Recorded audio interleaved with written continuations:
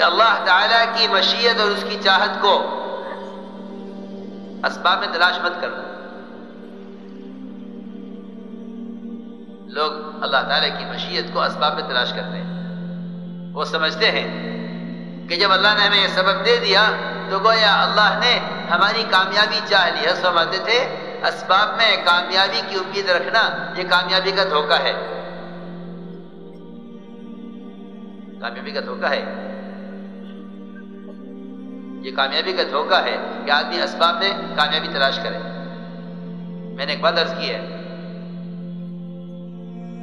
کہ ایک پتے کے گرنے سے لے کر اسرافیل کے سور پھونکنے تک اس درمیان میں جو کچھ بھی ہوتا ہے، اس درمیان میں جو کچھ بھی ہوتا ہے اور اس درمیان میں جو بھی شکل ہے، یہ سب کے سب اول سے آخر تک اللہ تعالیٰ کے امر کے منتظر ہیں اور وہ اس کے حکم کے بغیر کچھ کر نہیں سکتے۔ اس لیے یہ بات تو سرے سے ختم ہو گئی کہ اگر حکام چاہ لیتے تو یوں ہو جاتا، اور اگر ذمہ مالدار چاہ لیتے تو یوں ہو جاتا، اور اگر ڈاکٹر چاہ لیتے تو یوں ہو جاتا، اگر وکیل چاہ لیتا تو یوں ہو جاتا۔ نہیں، یہ قصہ ختم ہو گیا کہ نظام کائنات اور کائنات کی ہر چھوٹی بڑی شکل ہر آن ہر گھڑی اللہ تعالیٰ کے اختیار میں ہے، اس کے قبضے میں ہے، یہ کچھ نہیں کر سکتے۔ میرے دوستوں، بزرگوں، عزیزوں، انبیاء علیہ السلام جن کو اللہ نے اسباب راضی ہو کر دیے ہیں، وہ اپنے اسباب میں اللہ کی چاہت کے بغیر کچھ نہیں کر سکتے۔ جن کو اللہ نے اسباب ناراض ہو کر دیے ہیں، مسلمان ان اسباب سے امید کیسے کر سکتا ہے؟ انبیاء علیہ السلام جن کو اللہ نے اسباب راضی ہو کر دیے ہیں، وہ اس میں اللہ کی چاہت کے بغیر انبیاء کچھ نہیں کر سکتے،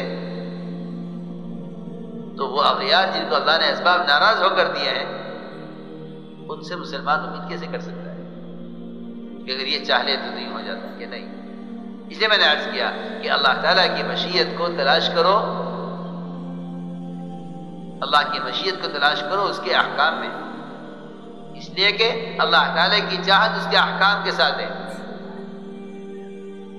اللہ نے قرآن میں اس کو بیان کیا ہے کہ میری رضا تمہارے لیے اس دین میں ہے جس کو میں نے پسند کیا ہے، اور میرے تم سے سارے وعدے، تم سے میرے سارے وعدے صرف دین اسلام پر ہیں۔ میرے تم سے سارے وعدے صرف دین اسلام پر ہیں۔ جب ہم اللہ تعالیٰ کے احکام کے علاوہ میں اور کائنات کی شکلوں میں کامیابی تلاش کریں گے تو اللہ تعالیٰ ناکامی لاویں گے، اللہ ناکامی لائیں گے، اللہ کی طرف سے ذلت کے فیصلے ہوں گے۔ دیکھو، میں دوسری بات عرض کر رہا ہوں، اگر صرف ایک کرتا عمر رضی اللہ تعالی عنہ اگر ساتھیوں کے کہنے پر ملک شام میں داخل ہوتے ہوئے صرف ایک وہ کرتا بدل دیں جسے پیوند لگے ہوئے ہیں، اس کے بجائے نیا کرتا پہن لیں، اس کے بجائے نیا کرتا پہن لیں۔ ایک پیوند لگا ہوا کرتا کہ مسنون ہے، سنت ہے، ایک نیا کرتا کہ اسے پیوند نہیں ہے، کہ تم نے اگر سنت پیوند والے کرتے کی سنت کے مقابلے میں بغیر پیوند کا کرتا پسند کیا ہے، سنو میری بات، میں ایک چھوٹی سی ایک مثال دے رہا ہوں جو آخری درجے کی بات ہے، حضرت عمر کا قول کہ اگر تم نے پیوند لگے ہوئے مسنون کرتے کے مقابلے میں نیا کرتا پسند کیا ہے تو حضرت فرماتے ہیں کہ اللہ تعالی ہمیں ذلیل کریں گے۔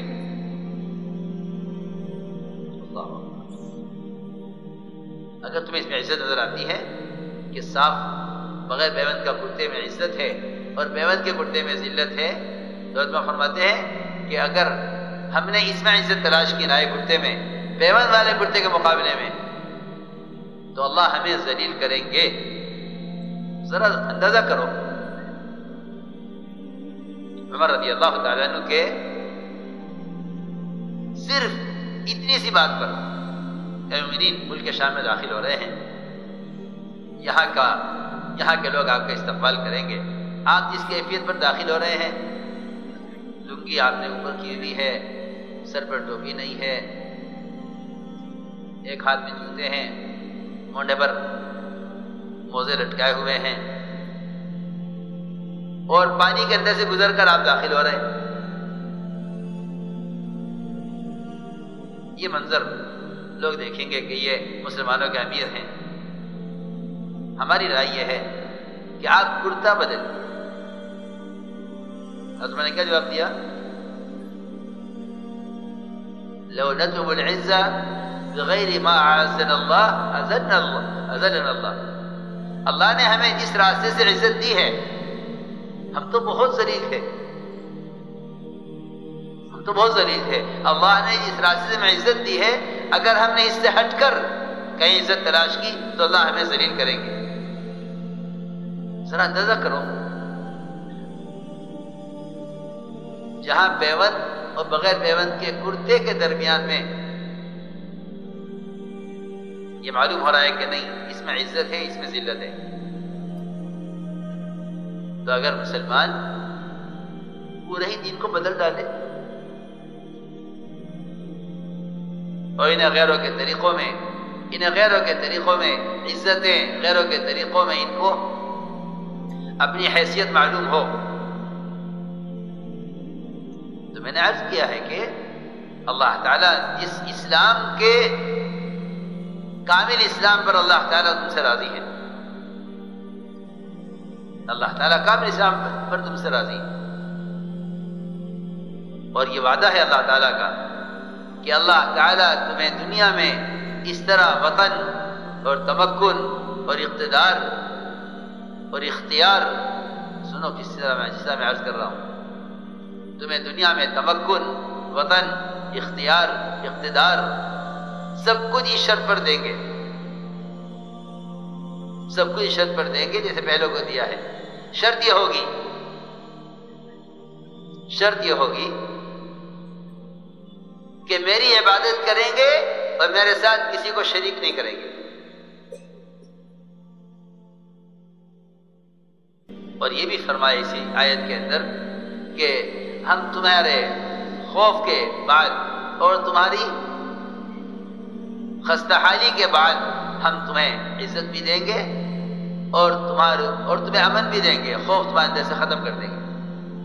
اس میں کیوں خائف ہے؟ یہ خائف کیوں ہے؟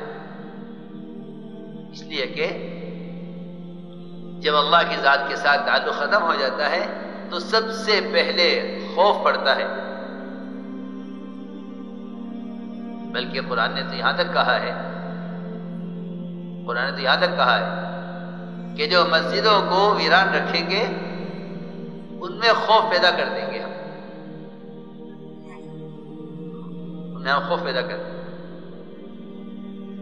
میں نے عرض کیا کہ اللہ تعالیٰ کی کامیابی کا جو ضابطہ ہے، وہ کامیابی کا ضابطہ وہ پورے دین پر ہے، کہ مکمل کامیابی کا وعدہ پورے دین پر ہے. تو اللہ رب العزت، تو میں نے عرض کیا کہ لوگ اللہ تعالیٰ کی مشیت کو تلاش کرتے ہیں اسباب میں، کہ اگر یہ اسباب ہوں گے تو یہ مسئلہ حل ہو جائے گا. وہ اسباب آ جاتے ہیں، پھر مسئلہ حل نہیں ہوتا، پھر کہتے ہیں یہ اسباب اور ہونے چاہیے. انہی اسباب کے بدلتے بدلتے اس کا دنیا کا وقت ختم ہو جاتا ہے، انہی اسباب کی تبدیلی میں.